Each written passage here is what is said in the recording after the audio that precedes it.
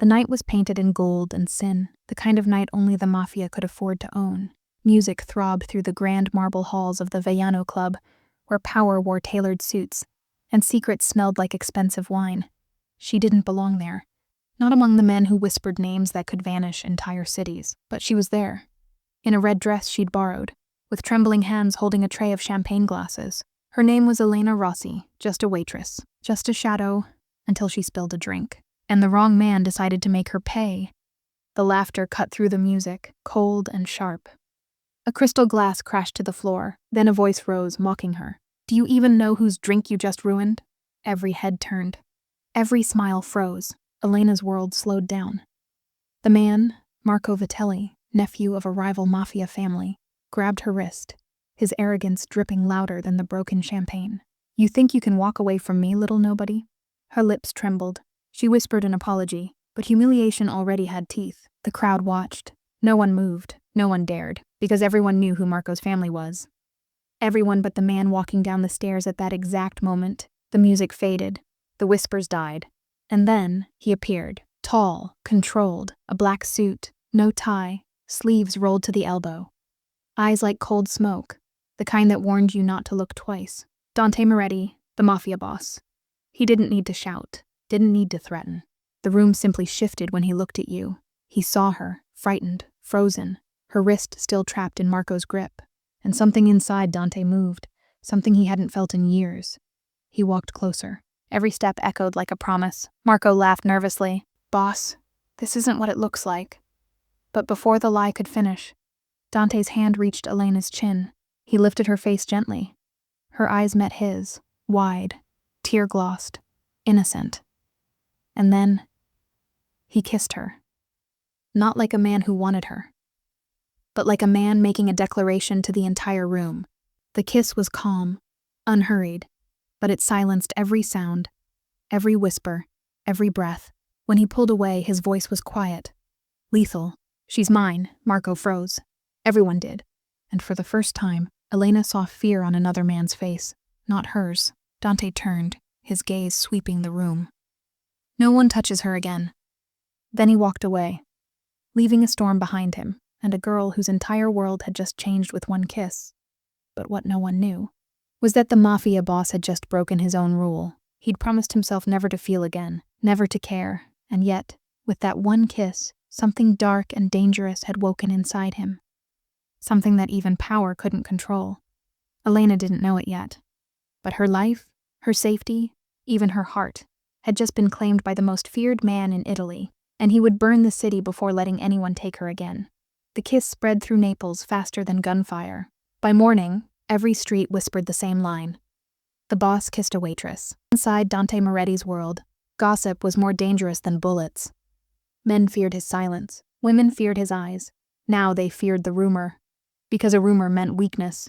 Elena didn't understand any of it. She woke in a tiny apartment above the docks, her mind replaying that single moment. His hand, the stillness, the word "she's mine." Was it protection? Pity? Or something she didn't dare name? She went to work as if nothing had changed. But everything had. The same guards who once ignored her now stood a little closer. The same coworkers who used to joke now whispered when she passed. And then came the first warning. 2 black cars waited outside the club that evening. Men in gray suits watched her carry boxes to the back door. They didn't speak. They didn't smile. They just looked. Long enough to let her know. She was now a piece on someone's board. Upstairs, Dante listened to his advisor, Luca. "Boss, you can't protect a girl like that without consequences. Vitelli's family will see this as a challenge." Dante didn't look up from the glass in his hand. "Then let them." Luca hesitated. "You broke your rule, Dante. No attachments." The glass touched the table. His voice stayed calm, but the air changed. "She was hurt in my house. That's on me. I'll handle it." But deep down, Dante knew it wasn't about honor. It was about her. The way her eyes carried both fear and defiance. The way her trembling voice still managed to whisper "thank you." Outside, thunder rolled over the city. Elena finished her shift early, rain soaking her dress as she walked home. The streets smelled of gasoline and danger. She sensed footsteps behind her, turned, and froze. Marco Vitelli stepped out of the shadows, umbrella tilted over his smirk. "So this is what he's protecting?" he sneered. "A waitress?" Her heart pounded. Before she could run, another car stopped at the curb. Headlights cut through the rain, and Dante Moretti stepped out. No guards, no guns. Just him. He walked straight to Marco, his coat dripping with water, and said quietly, "Leave." Marco laughed. "You think a kiss makes her yours?" Dante's gaze didn't flinch. "It makes her off limits." For a long second, only the rain spoke. Then Marco backed away, fury burning in his eyes. "This isn't over," he hissed, vanishing into the storm. Dante turned to Elena, his voice softer now. "You shouldn't walk alone." She wanted to protest, to remind him she wasn't part of his world. But the words died when she saw the cut on his hand. Fresh, raw, from where he'd clenched his fist too hard. He offered her his coat. It smelled of rain and something darker, power, danger, safety. She hesitated, then took it. As he drove her home, silence filled the car, heavy but not cold. The city lights blurred on the windshield, painting her face in gold and shadow. Finally he spoke. "You think I scared you tonight," he said quietly. "But believe me, Elena, the real monsters hide behind smiles." She looked at him, studying the man everyone feared. And for the first time, she didn't see a monster. She saw a man trying not to drown in his own past. When the car stopped outside her building, he didn't say goodbye. He just said, "Tomorrow, don't come to the club. Let me deal with them first." Then he was gone, swallowed by the rain and the night. Elena stood there, heart racing, holding his coat close. And somewhere in the darkness, Dante Moretti made a silent vow. If the world wanted to use her to get to him, then the world would burn first. Rumors are louder than bullets in Dante Moretti's city. By sunrise, every alley and cafe whispered a different version of the same story. Some said the waitress bewitched the boss, others swore he'd lost control. Either way, the street smelled like trouble. In the marble office above the harbor, Dante sat behind a wall of glass and smoke. He didn't look at the phone ringing for the 10th time. He only stared at the gray horizon where the sea met the sky, a line as thin as the piece he still held. Luca broke the silence. "Vitelli men are gathering at the old casino. They're calling it an insult." Dante finally moved, sliding his ring from one finger to the next. "They can call it whatever they want. I'll call it a warning." Luca hesitated, and the girl? For a heartbeat, Dante's eyes softened. She stays out of it, but keeping her out of it was already impossible. That afternoon, Elena opened her door to find a single white rose on the step. No note, no name, just a reminder. Someone knew where she lived. Her breath caught. She ran a thumb over the petals, red streaks of dye staining her skin. And that's when the knock came. Dante's man, Nico, waited in the rain. "Boss says you're coming with me." Inside the black car, the world blurred past. She wanted to ask why, but fear stole the words. When the car stopped, they were at a villa above the cliffs. Stone walls, iron gates, the sea roaring below. Dante stood near the fire, coat off, sleeves rolled, the heat tracing shadows along his jaw. He looked up as she entered, his voice low. "Someone left you a message?" She nodded. It was a rose. His expression darkened. "That's not a message, Elena. That's a signature." He poured her tea instead of wine. An act of control, of gentleness he didn't fully understand. "You're safe here tonight," he said. "Tomorrow we settle this." She met his gaze. "You keep saying we. I'm not part of this world." He exhaled, almost a laugh. "Neither was I once." Silence stretched between them, filled with the sound of rain on glass. Elena finally spoke. "Why did you kiss me that night?" Dante looked into the fire. "Because he was hurting you. Because the room was watching. Because I needed them to see that you were under my protection." He paused. "And because for 1 second I forgot what it means to be me." She didn't answer. She just watched the man everyone feared lower his guard for the first time. Outside, thunder rolled again. Closer now, heavier. A call came through on Luca's line. The Vitelli convoy had left the casino. Dante rose, calm as ever. "Tell them if they want a war, they'll get silence instead." Luca frowned. "Silence?" Dante nodded. "No retaliation, no noise. We protect the girl and we wait. Fear grows louder and quiet." Elena watched him command the storm without raising his voice, and something changed inside her. The fear was still there, but it carried respect now, and something dangerously close to trust. When the house finally slept, she stood on the balcony, wind tangling her hair. Staring at the city lights below, she whispered to the night, "What kind of man risks everything for a stranger?" Behind her, Dante's voice was soft, the kind who stopped believing in innocence until he saw you. He handed her his coat again. Rest. Tomorrow we write new rules. And as the rain began to fall over Naples, the rumor that had started with one kiss was about to ignite an empire. Not with violence, but with a single man's decision to change what power meant. Morning came quietly over the cliffs, painting the villa in pale gold. Inside, everything looked still, too still. But peace in Dante Moretti's world was never real. It was only the pause before a storm. Elena woke to the scent of sea salt and old books. She wasn't used to softness, the sheets, the silence, the way no one shouted orders. For a few seconds she could almost believe she was safe. Then she remembered whose house this was. Downstairs, Dante stood by a wall of glass that faced the ocean. He'd been there all night, watching waves crash like restless thoughts. The phone on the desk blinked red with unanswered messages. He hadn't touched it. Luca entered, jacket half-buttoned, voice tight. Vitelli crews are moving product through the east docks. They want you to respond. Dante didn't turn around. Let them move it, no blood. No message, Luca frowned. You're letting them think you're afraid. Dante finally looked up. No, I'm letting them wonder. Outside, the wind struck the glass hard enough to rattle the frames. Dante's reflection stared back at him. Half light, half shadow, the image of a man trying to remember who he was before power rewrote his name. Upstairs, Elena wandered the long corridor. The walls held portraits, ancestors in fine suits, eyes painted cold. She stopped at one, a young soldier, same dark eyes as Dante. A small brass plaque read Matteo Moretti, 1943 to 1965. She whispered the name. Behind her, Dante's voice answered quietly, "My brother." She turned, startled. "I didn't mean to pry." He shook his head. "No one asks about him anymore." He stepped closer, gaze drifting to the portrait. He believed we could make the family honest. The day he died, that belief died with him. Something in his tone, regret, not rage, made her chest tighten.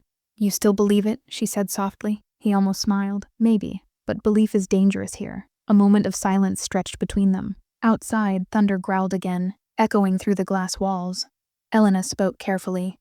"I don't understand your world, Dante, but I can see what it's doing to you."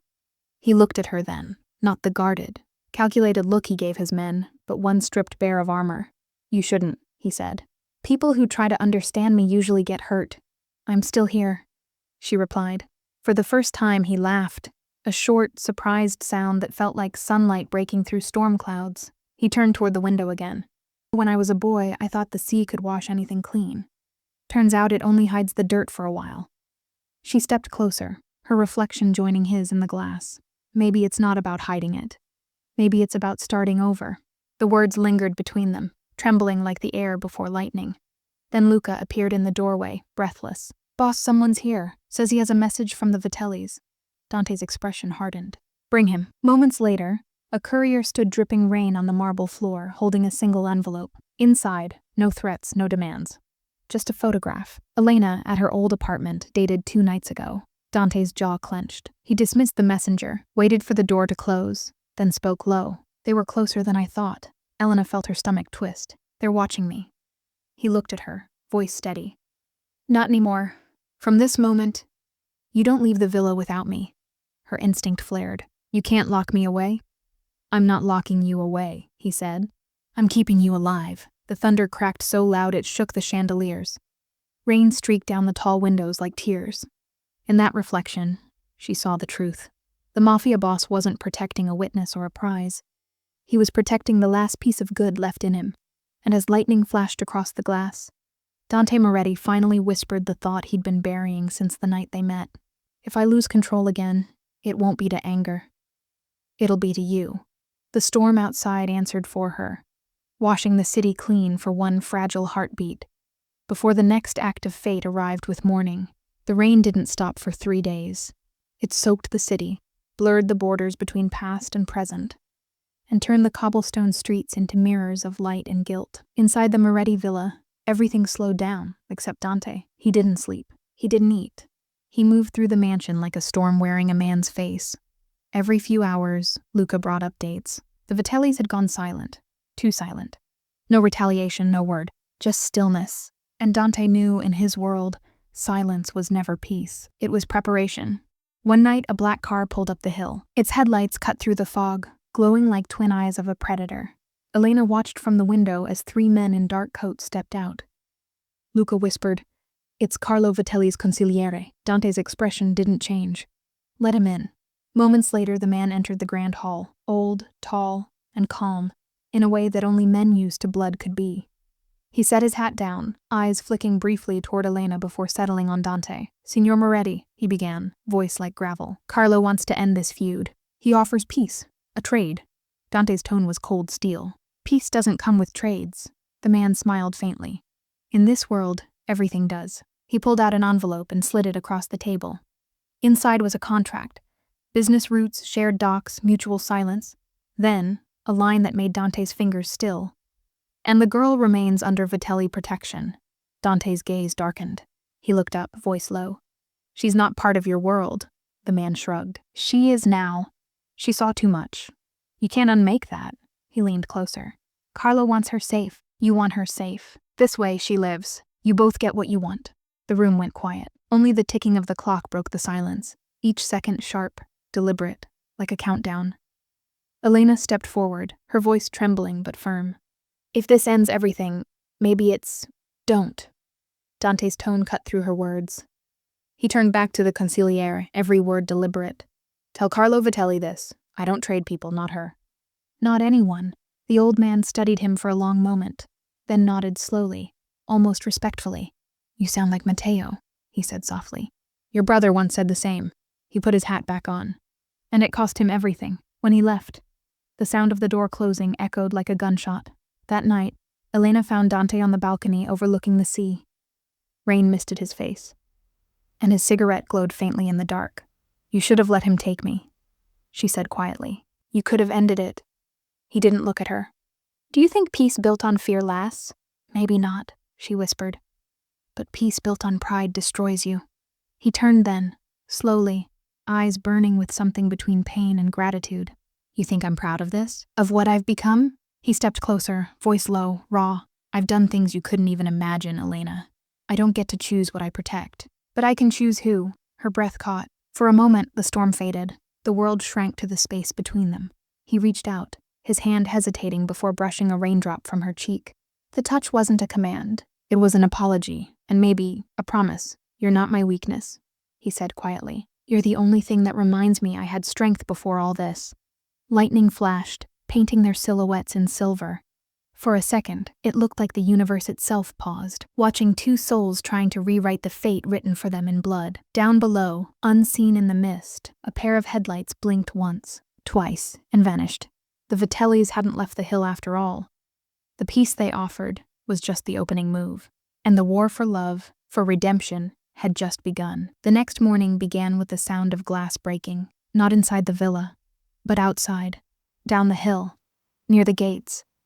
A single echo, sharp, then silence. Dante was already up, standing at the window, shirt half buttoned, gun holstered under his arm. He didn't move, didn't breathe, just listened. Then the second shot came. Luca's voice exploded through the hallway. "Boss, they hit the supply truck. East route. 1 man down." Dante turned from the window. "Get the cars ready." Elena appeared at the top of the stairs, eyes wide, fear crawling through her like ice. "Who did this?" Dante didn't answer. He didn't have to. The look in his eyes said everything. The Vitellis. Minutes later, 2 black Maseratis tore through the coastal road, engines screaming against the dawn wind.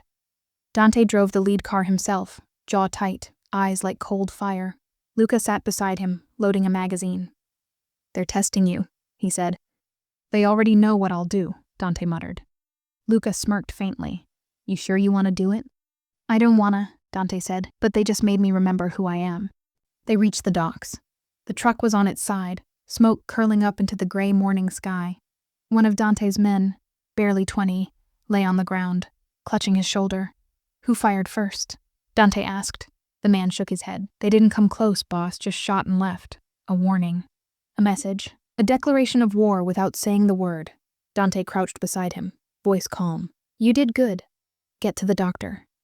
As he stood, his eyes locked on something glittering in the dirt, a gold cufflink, engraved with the letter V. He picked it up slowly. "Vitelli," he whispered. But it wasn't just a name, it was a signature, the start of something inevitable. Back at the villa, Elena paced the marble floor like a trapped heartbeat. Every sound outside made her flinch. Tires on gravel, the wind against the windows. She wasn't used to fear like this. Not the kind that didn't just threaten your body, but the people who somehow became your home. When Dante returned, his coat was soaked, his hands still trembling with controlled rage. She stepped toward him. "Are you hurt?" He shook his head. "Not me." "Then stop doing this," she said, voice breaking. "Stop letting them decide how you live." He looked at her. Really looked. And for a heartbeat she saw the man behind the empire. The one who had once dreamed of clean hands and quiet mornings. "Elena," he said softly, "you think I haven't tried?" He moved closer, eyes dark but gentle. "Every time I walk away from violence, it follows me home." Her voice trembled. "Then let me help you," he smiled sadly. "You already are. That's why they fired first." Later that night, Dante stood in his office, staring at the city lights through the glass. Luca entered quietly, holding a phone. "It's Carlo," he said. "He wants to talk." Dante didn't move. "Put him on speaker." The voice that filled the room was smooth, cold, and far too calm. "Dante Moretti," Carlo said. "I warned you not to play with what's mine." "She's not yours," Dante replied. Carlo chuckled. "Maybe not, but she's the reason you'll bleed." The line went dead. For a moment, Dante just stood there, silent, motionless. Then he smashed the phone against the wall. Elena, hearing the crash, ran into the room. "What happened?" He turned toward her, breathing hard, eyes wild with something between fury and fear. "They've crossed the line," he said. "Now I have to end it." She shook her head, tears glistening. "End it? With more blood?" He took a step closer, his voice low, shaking but certain. "I don't want revenge, Elena. I want peace. But peace has a price." "And what if that price is you?" she whispered. He hesitated, the silence heavier than any thunderstorm. Then softly, "Then let me pay it before they make you." The ocean outside crashed against the rocks as if echoing his vow. The storm that had been building since the night he claimed her had finally found its breaking point. And for the first time in years, the Mafia boss wasn't just fighting for control. He was fighting for love. The next evening, the city glowed like 1,000 broken promises. Neon lights bled across wet pavement, and somewhere between them, between love and vengeance, Dante Moretti stood watching the world he could no longer control. Inside the villa, a storm was brewing that no thunder could match. Luca stood by the desk, tracing the outline of a map. "Carlo's moving shipments through the old wine district," he said. "You hit that and he'll come crawling." Dante shook his head slowly. "No, that's what he wants. He's waiting for me to strike first." Luca frowned. "Then what do we do? Sit and bleed?" Dante's eyes flicked up, calm and deadly. "No, we make him think I already did." He leaned over the table, voice dropping low, precise, controlled, dangerous. "We leak a false drop, a fake handoff. Vitelli's men will come running, thinking they're taking me down. Instead, he tapped the center of the map. The old harbor tunnels. "We take them," Luca nodded. "And the girl?" Dante hesitated. For the first time, doubt flickered behind his eyes. "She stays here. Locked down. No one in or out. But fate doesn't take orders. Not even from a Mafia boss." That night, Elena couldn't sleep. The house felt too quiet, too heavy with secrets. She wandered into Dante's study, the door left slightly open. On the desk lay an open file. Photos, names, and among them, her own picture, marked and dated from weeks before she'd ever met him. She froze. A note scribbled at the bottom. "Target. Unknown connection. Observe and retrieve if possible." Her stomach turned. The paper slipped from her hand. Dante had known about her before the night of the humiliation. Before the kiss. Before everything. The door creaked behind her. Dante's voice, low, cautious. "You shouldn't be in here." She turned, heart breaking and burning all at once. "You knew me," she said. "Before that night." He didn't deny it. "Yes." The single word hit harder than a bullet. "Why?" she asked, voice trembling. "Why didn't you tell me?" He stepped closer. "Because it wasn't supposed to be you. They were watching that bar. I was watching them. And then you walked into it." Tears welled in her eyes. "And you let me believe it was fate." He looked away. "It was, Elena. Just not the kind you dream about." Before she could answer, the lights flickered. Then gunfire, short, sharp bursts. Luca's voice from downstairs. "They found us. Vitelli's men, back entrance." Dante grabbed his gun instantly. "Stay here!" But Elena followed. "I'm not hiding!" The villa exploded into chaos. Footsteps, shouting, the sound of shattering glass. Luca fired from the staircase, taking down one of the masked intruders. 2 more pushed through the hall. Dante moved like shadow, efficient, ruthless, unstoppable. 1 shot to the shoulder, 1 to the knee, the kind of precision born from years of war. But when the smoke cleared, 1 gunman still stood, a thin scar over his jaw. Smirking through the blood, he raised his weapon, not at Dante, at Elena. Time slowed. Dante's voice tore through the air. "No!" The shot rang out. Elena gasped. Not from pain, but from shock. The bullet missed. Dante had thrown himself between her and the gun. He hit the marble hard, blood spreading fast beneath him. Luca finished the last attacker with a single clean shot. Then everything went still again. Elena dropped to her knees, hands trembling as she pressed them against Dante's wound. "Stay with me," she whispered, voice breaking. "Please stay with me." He looked up at her, eyes glassy but still fierce. "You shouldn't have followed me," he breathed. "I told you," she said, tears falling onto his collar. "I'm not hiding." His lips curved, faint, almost peaceful.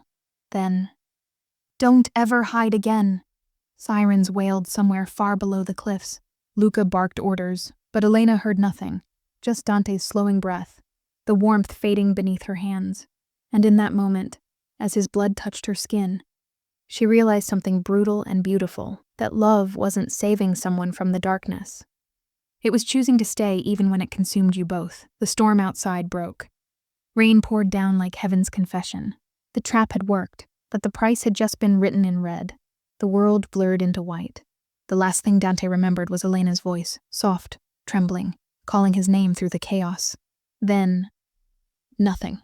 For a man who had lived his entire life surrounded by noise, gunfire, engines, the sound of power, silence felt like death. But this silence wasn't empty. It was waiting. Hours later, Elena sat beside his bed in the private clinic beneath the villa, a place where secrets healed in shadows. Machines hummed quietly, their steady rhythm a fragile heartbeat between heaven and hell. Luca stood by the door, jaw tight. "The bullet went through clean," he said. "Missed the artery by a breath." Elena barely heard him.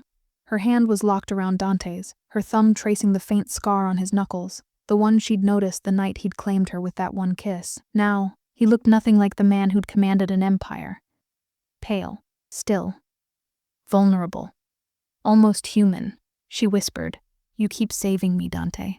"But who saves you?" Her voice cracked. "Please wake up. I'm not ready to forgive you. Not yet. But I can't lose you either." In the half-dream where pain and memory blur, Dante saw his brother again, Matteo, standing on a sunlit pier, smiling the way he used to, before bullets took his hope. "Still trying to play savior, huh?" Matteo said softly. Dante's voice echoed in the dream. "I don't know how to stop." Matteo stepped closer. "You were supposed to build something better, Dante. Not drown in the same blood I did." "I tried," Dante whispered. "But every time I reach for light, it burns someone else." Matteo smiled sadly. "Then maybe you're reaching the wrong way. Maybe love isn't the enemy. Maybe it's the only war worth losing." The sound of the sea rose, bright and endless. And through it, another voice, Elena's, pulling him back.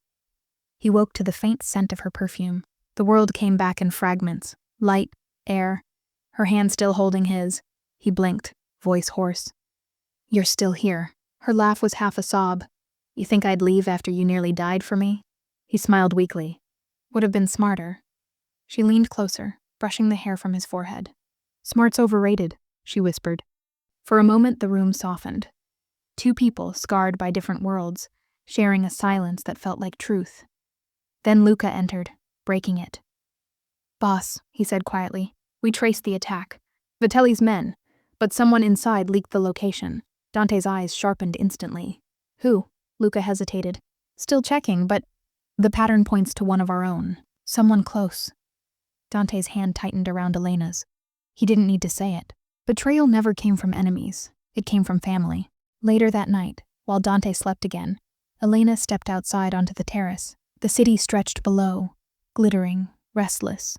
Unaware of the quiet war above it, she felt the weight of everything, the guilt, the fear, the unspoken love. And beneath it all, the growing understanding that she was no longer an outsider.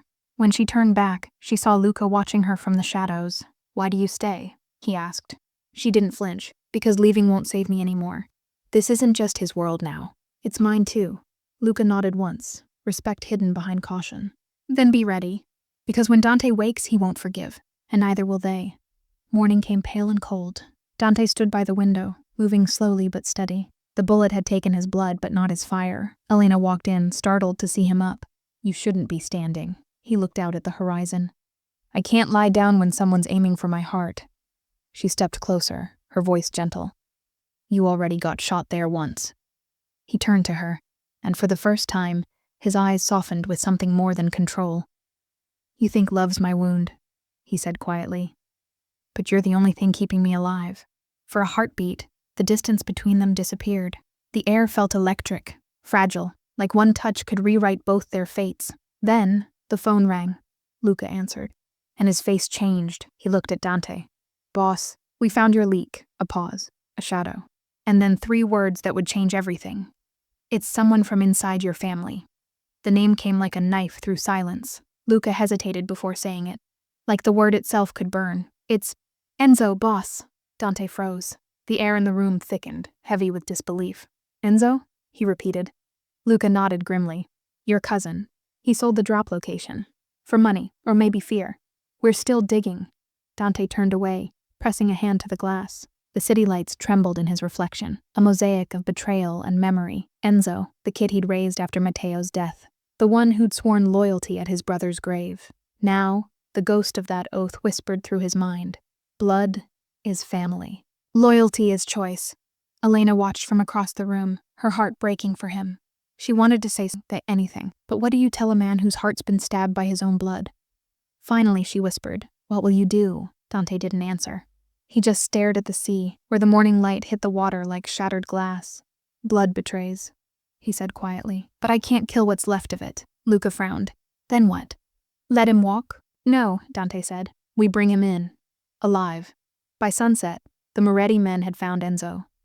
He was hiding in a safe house outside Palermo, a crumbling vineyard that used to belong to Matteo's old partners. Dante went himself. He didn't send soldiers this time. Just him and Luca. The vineyard smelled of dust and old wine. Birds scattered when the black Maserati stopped on the gravel path. Inside, Enzo sat with a glass half full, half shaking. He looked up as Dante entered. And for a split second, the fear in his eyes flickered into guilt. Zio Dante, he said softly, using the name he hadn't spoken since childhood. You came yourself. Dante's voice was calm. You took something from me, Enzo. Not the shipment. Not the money. Trust. Enzo swallowed hard. They threatened me. The Vitellis. They had my sister. I didn't have a choice. There's always a choice. Dante said, stepping closer. His shadow fell over the boy like a verdict. You could have come to me. I tried. Enzo snapped. You were too busy saving your new girl to notice your family falling apart. The words hit harder than any bullet. Luca reached for his gun, but Dante raised a hand. No, he said. Let him speak. Enzo's voice cracked. I watched you turn into everything you swore you'd destroy. You say you protect us, but you built a cage around your own blood. Dante didn't move. For the first time, his silence felt like surrender. You're right, he said finally. I did. He pulled a small envelope from his coat and placed it on the table. Inside is a passport. Money. Safe passage out of Italy. You leave tonight? Enzo blinked in disbelief. You're letting me go? Dante met his eyes, and the grief there was sharper than rage. I'm giving you what Matteo gave me. One last chance to do something right. Enzo's voice trembled. And if I come back? Dante turned for the door. Then you'll meet me as a stranger. Hours later, back at the villa, Elena found Dante sitting in the dark. The room was quiet, except for the steady tick of the grandfather clock. A reminder that time keeps moving even when hearts don't. She stepped closer. You didn't kill him. He looked up slowly. Killing him would have been easy. Forgiving him. That's the part that hurts. She sat beside him. That's because you still have something good left in you. He smiled faintly. Maybe, or maybe it's because of you, her eyes softened. Then maybe you should hold on to that before it disappears. For the first time in days, Dante leaned back, closing his eyes, letting himself breathe. But peace in his world was never more than a pause. Because in the shadows outside the villa gates, a car waited. Inside, Carlo Vitelli lit a cigar, watching the windows flicker with light. He exhaled smoke and murmured to the man beside him, He's losing his edge. Love makes him slow. We strike tomorrow. And somewhere inside, as if fate had overheard, Dante opened his eyes again, because in his gut, he could already feel it. The war wasn't over. It was coming home. It began with silence. The kind that feels too quiet. The kind that comes before everything breaks. Dante woke before dawn. No dreams, no rest, just that old instinct whispering through his bones. Something's wrong. He reached for the gun under his pillow, slid out of bed, and looked toward the balcony. The city of Palermo slept beneath a fading moon, but down by the gates, headlights flickered once, then vanished. He knew that signal. He'd used it himself years ago, a soldier's warning before war. Luca burst into the room seconds later. "Boss," motion on the east wall. 4 cars unmarked. Vitelli's men. Dante's eyes hardened. "Wake everyone. Lock the lower floors. Elena stays upstairs." Luca hesitated. "She's not gonna like that. She doesn't have to like it," Dante said, loading the Beretta. "She just has to live through it." Downstairs, the villa came alive like a sleeping beast. Men rushing through corridors, sliding clips into rifles, checking ammo belts. The air smelled of oil, sweat, and adrenaline. Dante moved through them like shadow and steel. Every command was crisp, measured, years of instinct guiding every motion. But inside, his chest burned. Because this time, it wasn't just his empire they were after. It was her. Upstairs, Elena stood at the window, watching the black SUVs roll through the gate. Her heartbeat drummed like a war drum. She wanted to run to him, to help. But Dante's last words echoed in her mind. "You just have to live through it." Her hands trembled. She hated feeling useless. But then she saw the panic in the eyes of one of the maids, crouched by the stairs, crying softly. Elena knelt beside her, took her hand. "Hey, look at me. You're gonna be okay. We'll get through this, all right?" And somehow those words, soft, trembling, steadied them both. Outside, the first explosion hit like thunder. Glass shattered. Flames tore through the eastern gate. Luca shouted orders. Men fired from the balconies. The night was chaos. Bullets screaming. Sirens wailing in the distance. Through it all, Dante moved like fire. Ruthless. Precise. Every shot he took landed. Every step he made was survival. But even through the smoke, his eyes kept flicking toward the stairs. Toward her, Carlo Vitelli stepped out of the lead car, laughing through the smoke. He wore a white suit untouched by the chaos, a gold ring glinting on his finger. "Dante," he called out, "you should have stayed out of family business. Now I'll burn yours to the ground." Dante's jaw clenched. "Come and try." Their eyes locked. 2 kings, born from the same streets, built on blood and betrayal. Only one would walk away. Elena, unable to stay hidden, slipped into the corridor. She grabbed a fallen pistol from a guard's belt and ran toward the grand staircase. "Dante," she screamed as she reached the landing. He turned just as another explosion ripped through the west wing. The blast threw her forward, smoke and glass everywhere. He caught her before she hit the marble floor, dragging her behind a column. "I told you to stay upstairs," he shouted. Tears cut through the dust on her face. "I'm not leaving you." He looked at her, really looked, as bullets screamed past them. And in that split second, the world narrowed to just her eyes. Then he said it. Low, fierce, almost a confession. "Then you stay." "But if I fall, you run. Promise me." She nodded, her voice breaking. "I promise." Minutes stretched like lifetimes. The gunfire slowed. One by one, the Vitelli men fell. Then silence. Again. When the smoke cleared, Dante walked toward the gates, his coat torn, face bloodied but unbroken. Carlo Vitelli was on his knees, wounded, still laughing. "You think this changes anything?" Carlo coughed.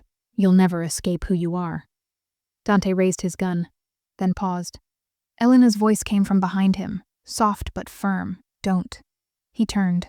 She stood there, eyes wet, trembling, yet stronger than he'd ever seen her.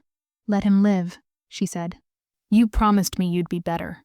For a long, terrible second, Dante didn't move. Then he lowered the gun. "You're right," he said quietly, "but he'll never touch us again." He turned away, leaving Carlo broken on the ground, a ghost of his own war. As dawn crept over the villa, the fires faded. The world was still.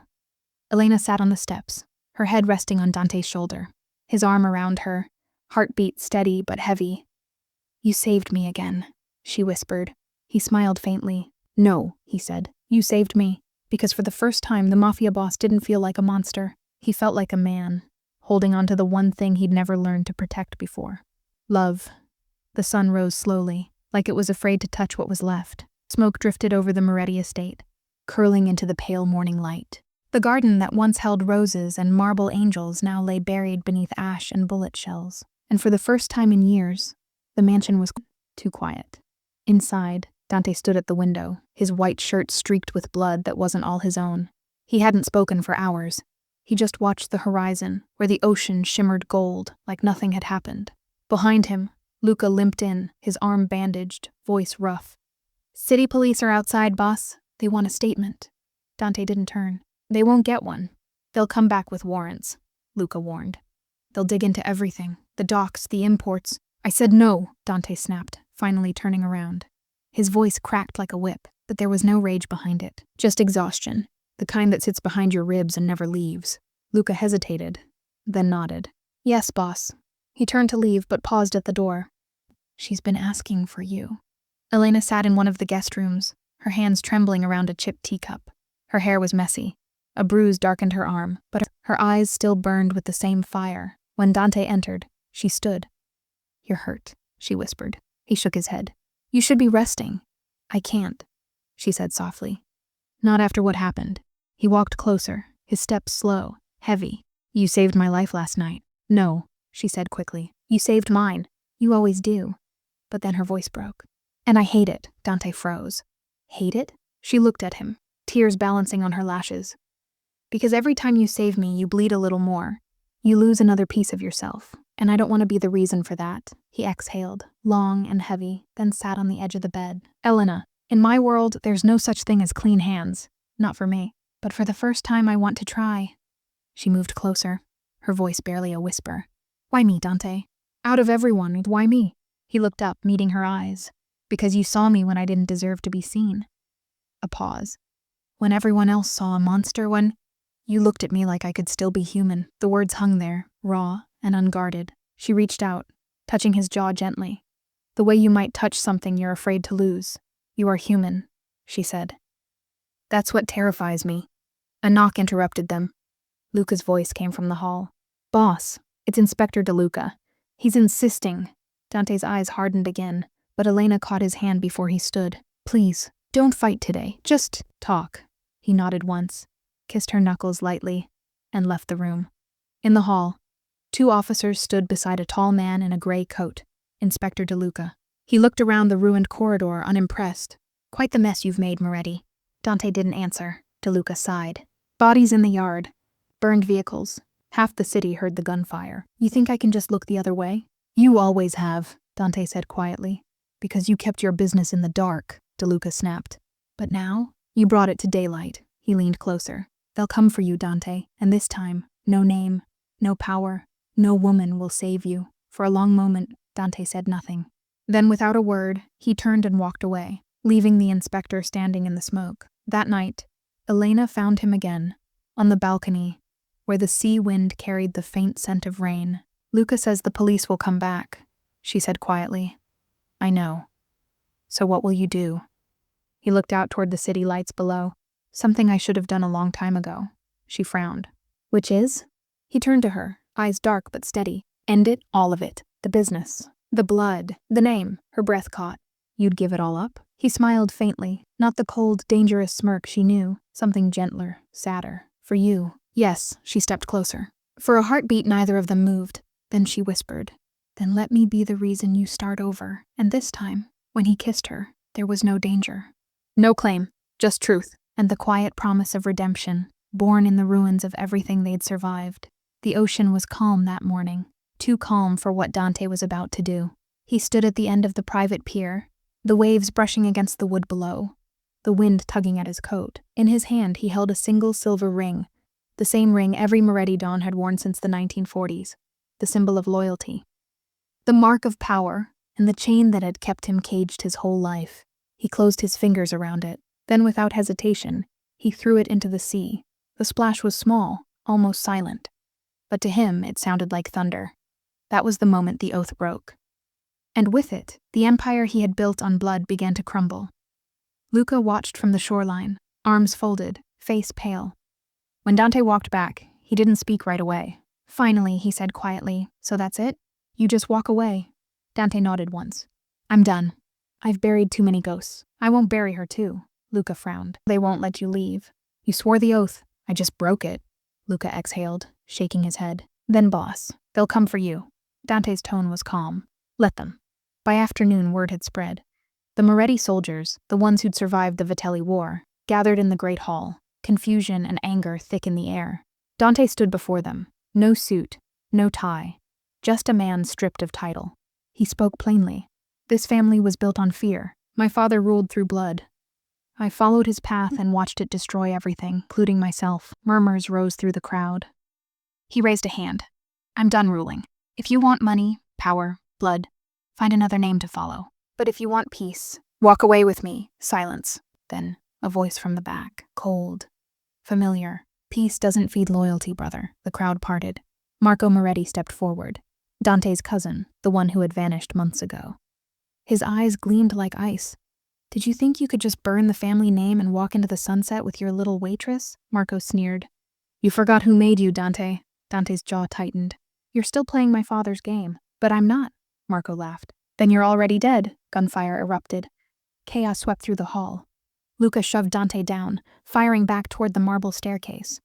Men who had once sworn loyalty to Dante now turned their weapons on him, not out of hate, but fear. Fear of what happens when a king tries to abdicate.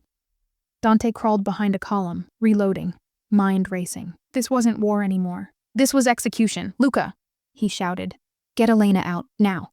But Luca shook his head. Too late. Elena burst into the hall, eyes wide, calling his name. Dante! He ran to her, bullets cracking against stone. They ducked behind a fallen table, her hands shaking as she clutched his arm. What's happening? He met her gaze, steady, even in the storm. Betrayal. Marco stepped forward through the smoke, holding his pistol loosely at his side. You should have died with your father, he said. At least he understood loyalty. Dante's voice was ice. My father understood control. That's not loyalty. That's slavery. Marco's grin faded. So this is how you die? For love? Dante stood slowly, gun in hand, his other arm shielding Elena behind him. If love's my sin, he said, then I'll die free. The two cousins faced each other, against bloodline, old world against new. And for the first time in years, Dante didn't hesitate. One shot. Quick.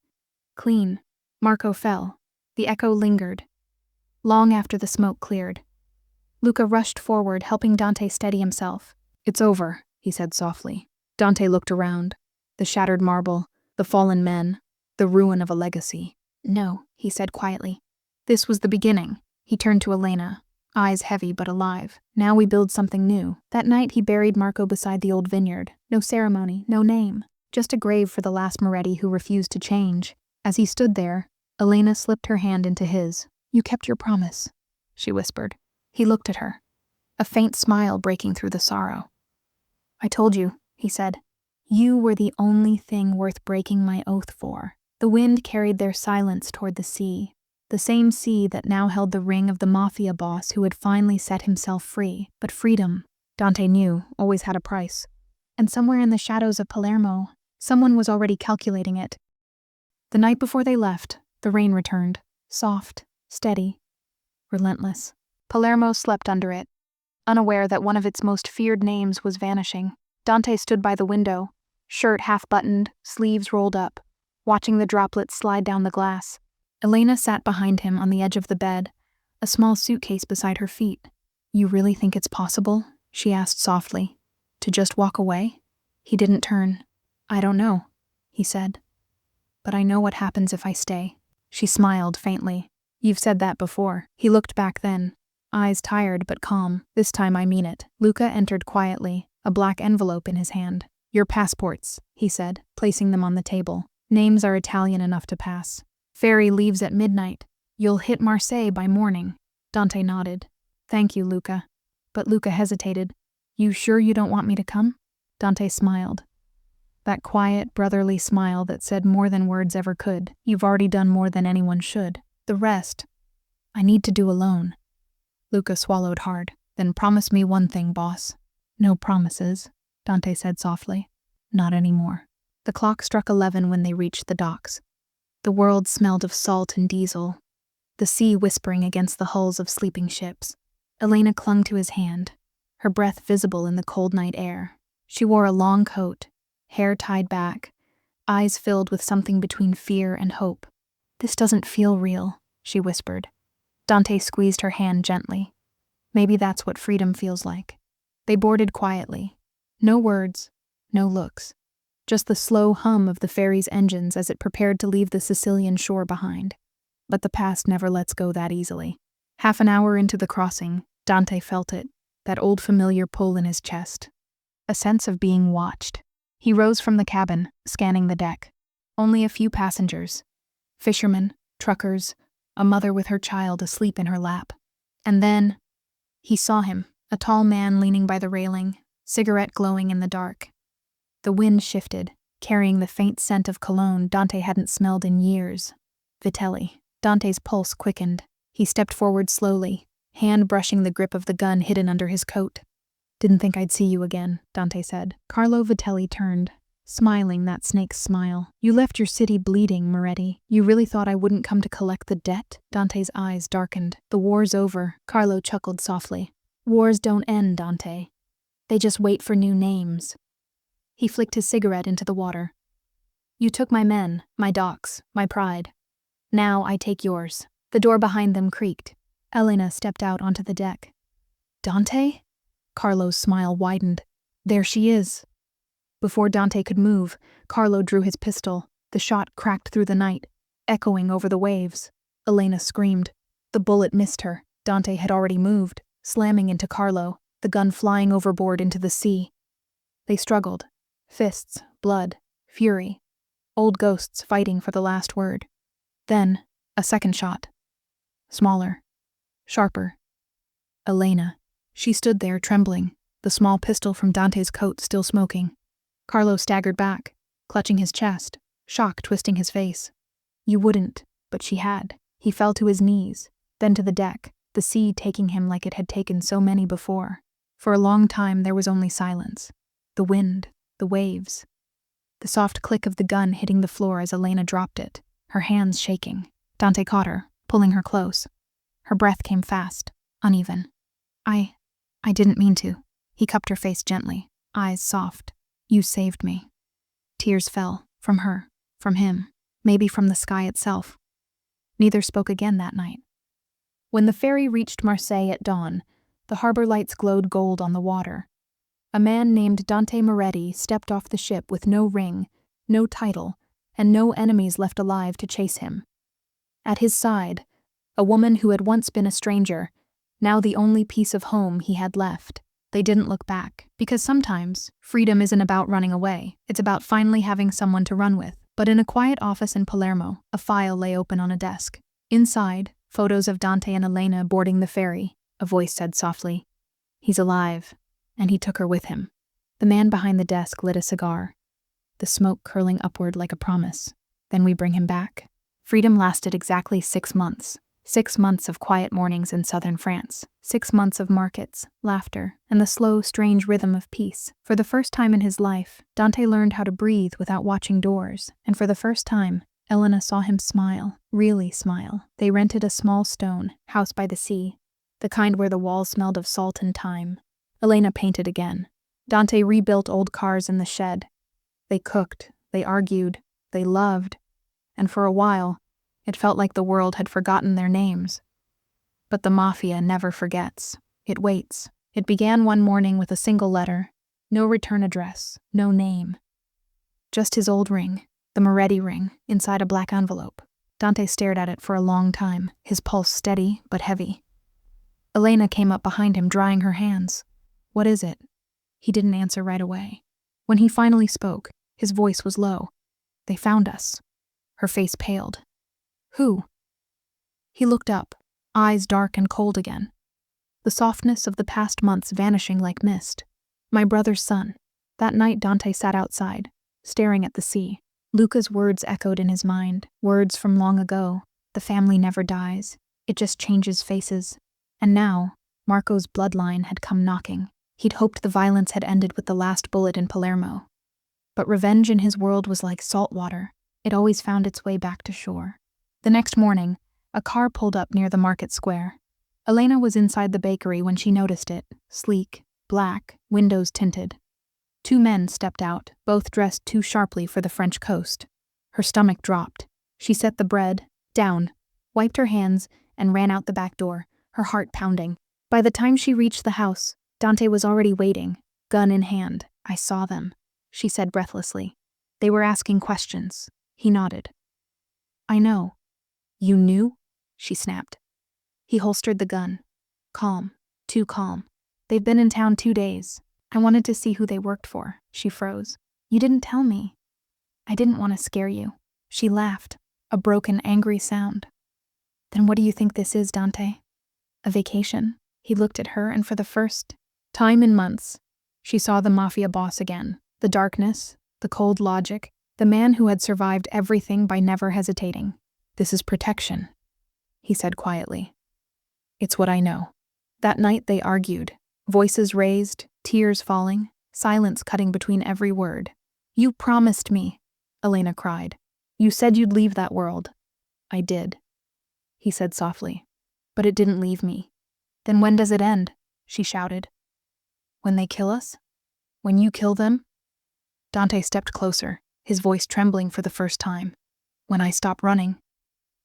At dawn, he packed a small bag, a gun, a passport, a single photograph of her smiling in the kitchen. I have to finish this, he said. Elena stood in the doorway, eyes red. If you walk out that door, there's no peace left. Not for you. Not for me. He took her face in his hands, kissed her forehead gently. I'll come back, he whispered. I swear it.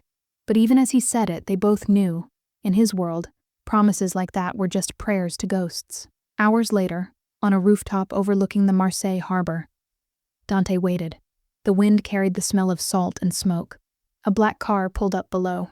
A tall figure stepped out. Young, sharp suit, the same eyes as Marco Moretti. The boy looked up.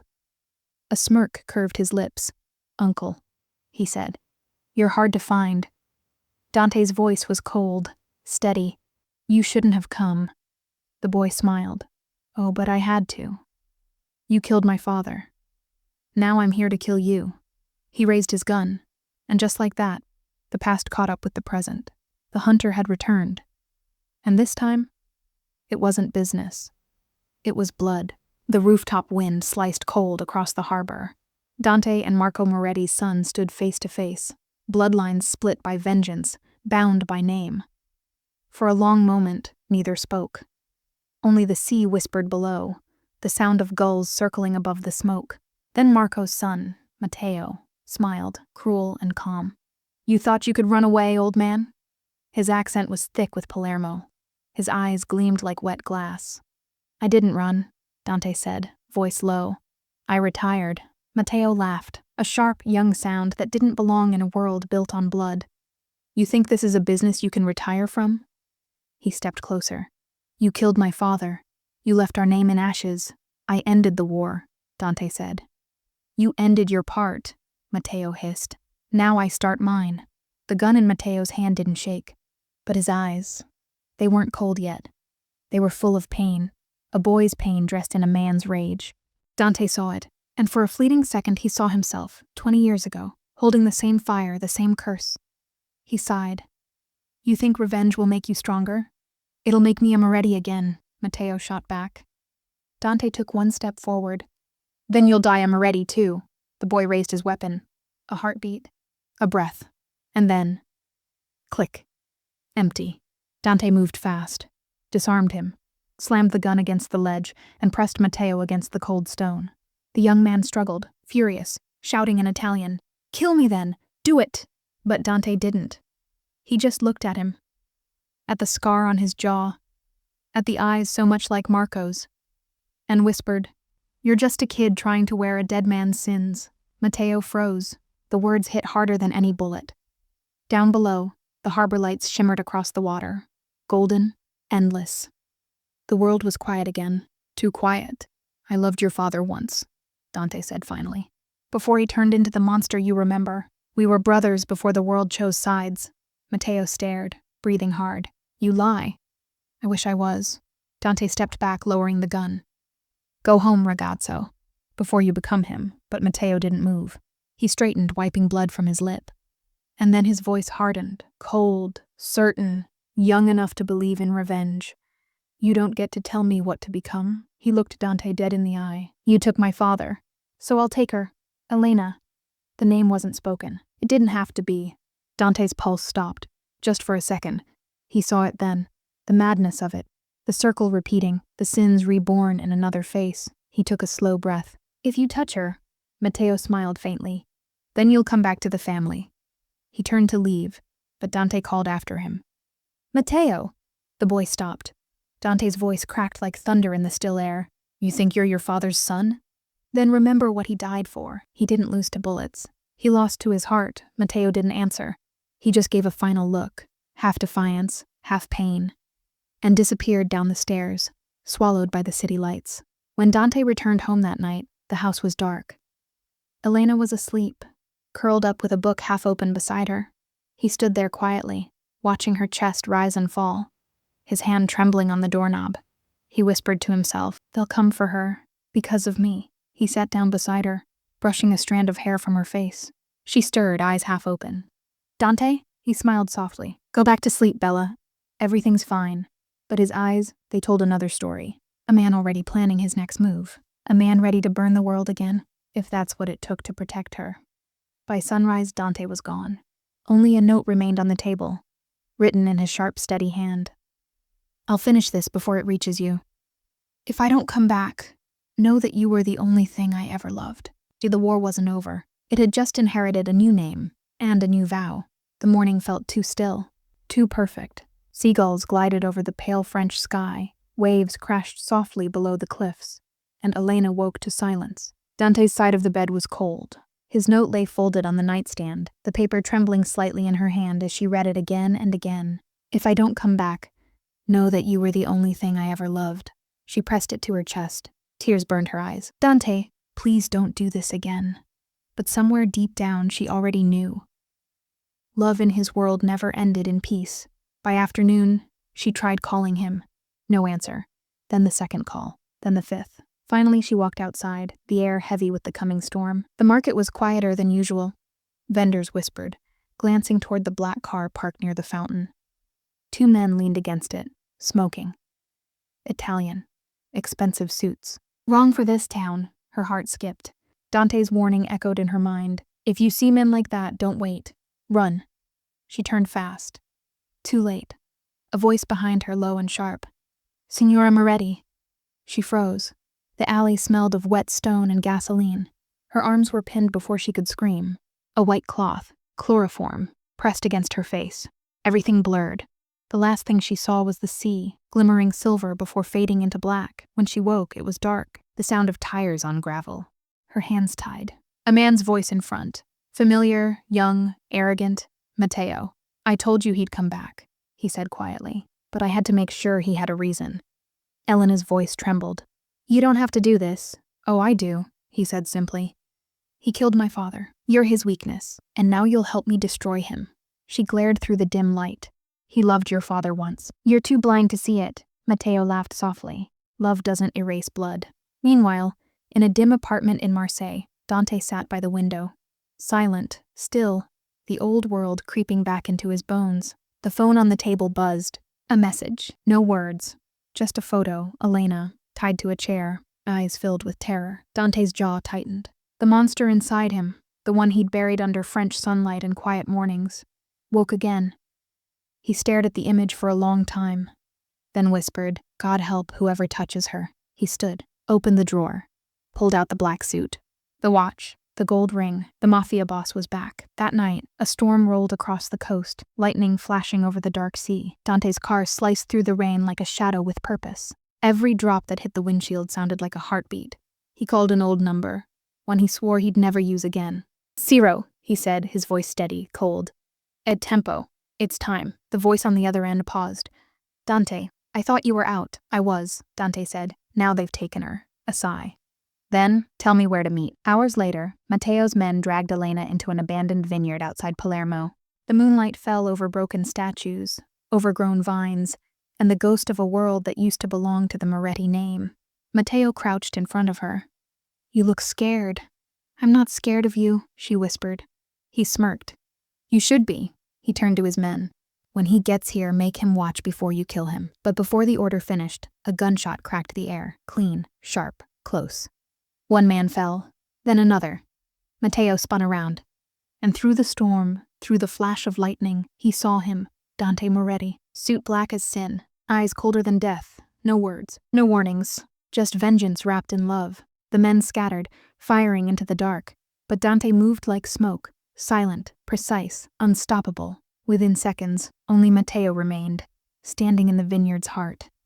The two faced each other under the rain. Blood, thunder, memory. You came for her, Matteo said softly. No, Dante said. I came for you. Rain hammered down like bullets from heaven. The vineyard was drowning in stormlight.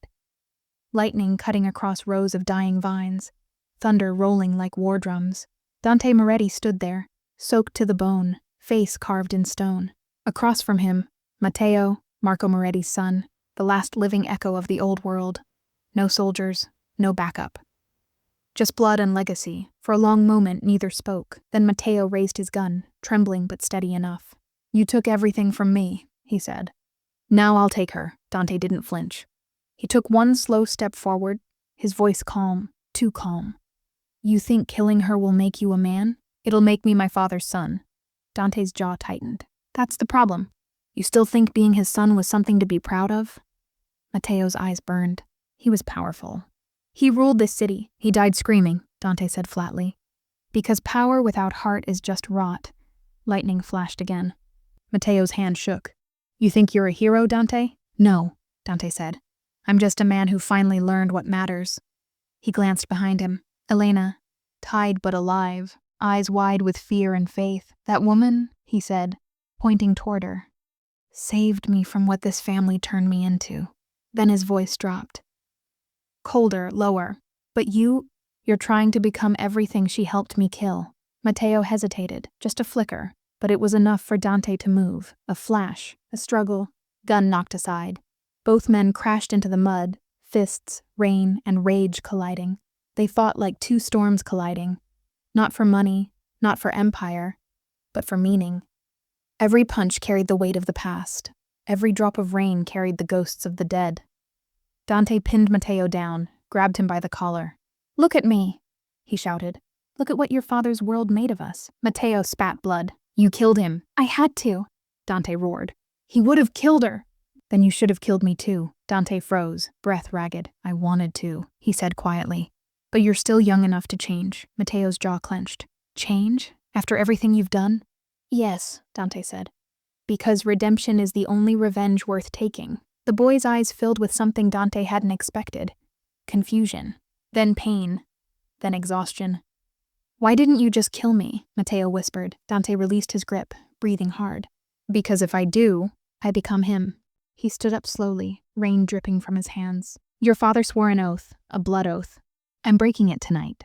The Moretti line ends with me. Matteo stared at him, shaking. You can't just erase it. I'm not erasing it, Dante said softly. I'm freeing it. For a long, silent moment, only the storm spoke. Thunder rolled. The vines swayed. And Matteo's gun, half buried in the mud, gleamed faintly under the lightning. He looked at it, then at Dante, then at Elena, and slowly, he let it go. It sank into the mud like a dead memory. Dante stepped closer, his tone softer now. Not a threat, but a father's voice. Go, start over. Change your name. Find something worth bleeding for that isn't revenge. Matteo's eyes glistened. You think it's that easy? No, Dante said. But it's harder to keep hating. For a second, the boy looked like he might cry, but instead he turned away, disappearing into the rain, leaving only the ghost of the old Mafia behind. Dante cut Elena free. She fell into his arms, shaking. Is it over? She whispered. He looked at her, blood on his face, rain in his eyes, love heavy in his chest. For now, he said, but peace is something men like me don't get to keep. She cupped his face in her hands. Then let's steal it anyway. He smiled faintly, tired, broken, in love. Steal it? She nodded, like we always do.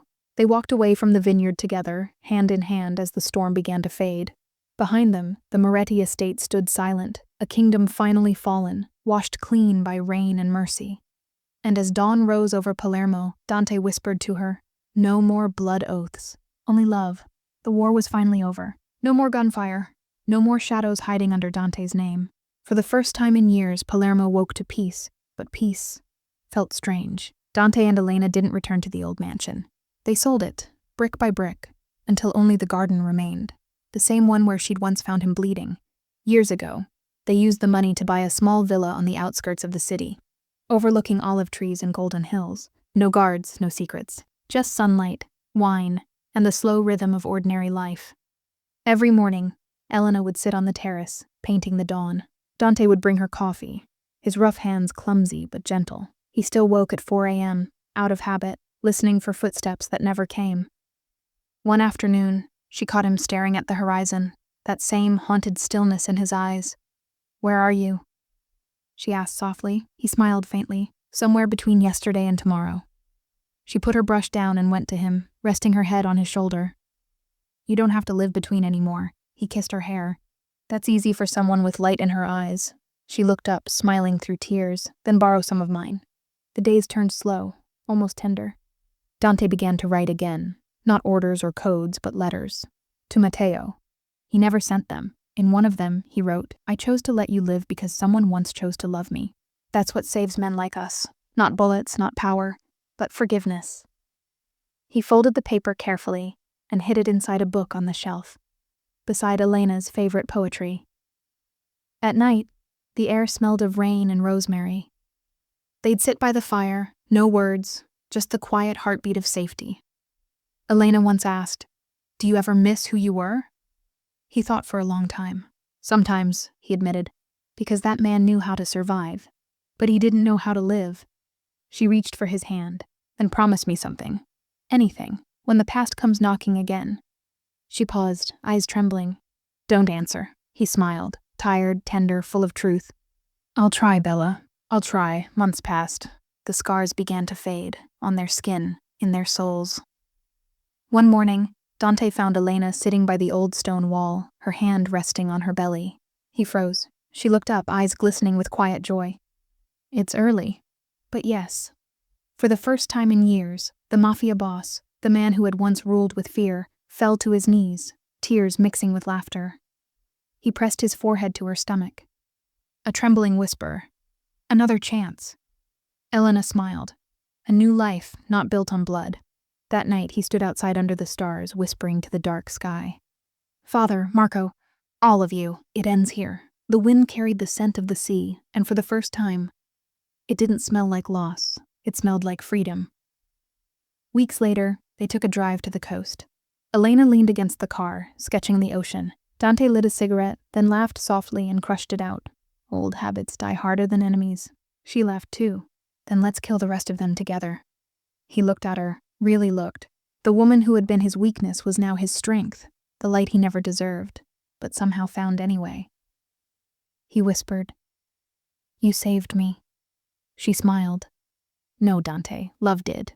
As the sun sank into the horizon, the waves turned gold, and for once there was no chase, no fear, no gunfire waiting behind the wind, only two souls unscarred, forgiven, and finally at peace.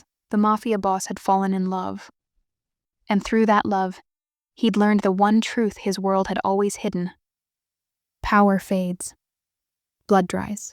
But love is the only thing that survives the dark. The world had gone quiet. No more gunfire, no more debts to settle, just the sound of life returning. Soft, fragile, pure. Elena sat by the open window, the late afternoon light wrapping around her like silk. She was 7 months along now, her belly round, her smile gentle. The house smelled of basil and fresh bread, and in the next room, Dante Moretti, once the most feared man in Palermo, sat at his desk, pen trembling in his hand. Before him lay a blank page. No names, no threats, no signatures, only a beginning. "For my child." He stared at the words for a long time, then began to write. "You will never know the man I was, and I pray you never do. They called me many things, boss, criminal, sinner. But once, a woman called me love, and that was enough to change everything." He paused, the ink smudging where a tear had fallen. "I built a kingdom on fear. I buried brothers. I carried sins too heavy for 10 lifetimes. But when she looked at me, I remembered what mercy felt like." Outside, Elena laughed softly. Her voice carried through the garden as she spoke to the baby, her hand tracing small circles over her stomach. Dante closed his eyes. He could almost hear it, the life he never thought he'd be worthy of. He wrote again. If you ever wonder who your father was, remember this. He was a man who once believed love was weakness, until love became his only strength. You will hear stories about the Moretti name, some true, most not. None of them will tell you about the nights I spent praying that you would never walk in my shadow. He sighed. The pen slipped slightly in his grip. His hands were older now, scarred, steady, softened by peace. A gentle knock on the door. Elena peeked in, smiling. Still writing? He nodded, smiling faintly. Trying to tell our child who their father really was, before the world does it for me. She walked in, laid a hand on his shoulder. Then tell them the truth, not about what you did, but why you changed. Dante looked up at her, eyes full of quiet awe. You make it sound easy. It is, she said softly. You just have to start with love. After she left, he turned the page again. He wrote slower now, not as a boss, not as a sinner, but as a father. One day you will be tempted by anger. It runs in our blood, but listen to your mother. She carries the light that saved me. Let her teach you that strength isn't in revenge, it's in forgiveness. And if ever you feel lost, go to the sea. It remembers me. It remembers everything I buried and everything I became. He leaned back, closing his eyes as the last rays of light touched his face. For the first time in his life, he didn't feel hunted. He didn't feel feared. He felt free. Night fell slowly, wrapping the villa in gold and silence. Elena came to him later, the letter still open on the desk. She read the last line, a whisper written in faded ink. When you read this, know that I finally understood something I never did in all my years of power. Love doesn't make you weak. It makes you human. She pressed a kiss to the paper, tears falling onto the words. Dante walked up behind her, wrapping his arms around her shoulders. Their reflections shimmered in the window, light and shadow, scar and soul. He whispered, Our story's almost over. She smiled softly. No, Dante, it's just beginning. Outside, the moonlight touched the olive fields. Inside, a letter waited, sealed in wax, kept in a small wooden box beside a single gold ring. The past had finally gone silent. And for the first time, Dante Moretti's words didn't command fear. They promised love. The dawn broke slowly over Sicily. Soft, golden, quiet. A world once drenched in blood now glowed with the color of peace. For the first time in decades, the Moretti name slept without fear. Inside the villa, the sound of a baby's cry filled the air. Sharp, pure, alive. Elena held their child close to her chest, her eyes glistening as the light of morning touched the tiny face. A girl. Tiny fingers, strong heartbeat, the kind of miracle born only after too much pain. Dante stood by the window, hands trembling as he watched them. He'd seen men die, empires fall, blood flow through the streets of Palermo. But nothing had ever stolen his breath like the sound of his daughter's first cry. He walked to them slowly. Elena looked up, smiling softly through tears. She's got your eyes. He knelt beside them, voice breaking as he whispered, And your light. The room smelled of lavender and rain. Outside, the sea whispered against the rocks, carrying away what was left of his past. Dante reached for his daughter, holding her for the first time. So small, so fragile. He had crushed men with these hands. Now they shook just trying to hold love without breaking it. He whispered, You'll never know the darkness I came from, because I'll never let it find you. Elena smiled faintly, brushing a tear from his cheek. She'll know the man who fought his way back to the light. Weeks passed, gentle and slow. The villa filled with laughter, footsteps, lullabies. Sometimes, Dante would walk the gardens at sunrise, his daughter in his arms, telling her stories she could not yet understand. Once, there was a man who thought he was too broken to love, he'd whisper, but a woman taught him that even broken things can grow beautiful again. The olive trees swayed softly in the wind, as if listening.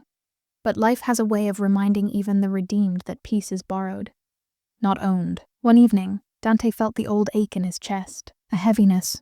He brushed it off at first. Fatigue, he thought. But the pain returned, sharper, deeper. He didn't tell Elena, not right away. He didn't want to stain the light they'd built. Instead, he wrote again, another letter sealed beside the first. This one shorter. If I am gone, tell her I fought my whole life to become a man worthy of her love, and that her mother was the reason I found heaven before I ever reached it. Days later, the pain grew worse. That night, he sat outside under the stars, holding his daughter against his chest. The sky stretched endless and quiet, the moon pale against the sea. Elena stepped out, wrapping a shawl around his shoulders. "You shouldn't be out in the cold." He smiled faintly. "I wanted her to see the dawn." She looked at him, something in her heart tightening, sensing what he didn't say. He turned to her, voice soft as wind. "If I don't wake tomorrow, promise me you'll keep telling her our story." Tears filled her eyes. "Don't say that," he smiled. "It's not goodbye, just the end of a chapter." He kissed her hand, then their child's forehead, and as the horizon began to blush with light, Dante closed his eyes. The world didn't tremble when the Mafia boss died. There were no gunshots, no vendettas, only peace. When the sun rose fully, its light spilled through the window, over Elena, over the baby, over the letter he'd left behind. She opened it hours later, her hands trembling as she read, "For my love, and for the life you gave me. When the world remembers my name, let them remember the day I chose love over fear. Let them remember that even men born in darkness can find the dawn." Years later, a young girl would walk the same garden path, sunlight in her hair, sketchbook in hand. People would whisper her last name. But she'd smile, lift her chin, and say, "Moretti? No, that's just my father's shadow."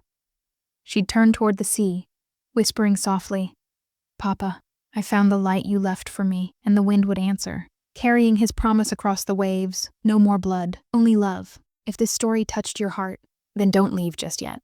Subscribe now to BRD Stories Hub, where every tale bleeds love, redemption, and fire. Because sometimes, the darkest hearts tell the most beautiful stories. See you in the next one, where love defies fate again.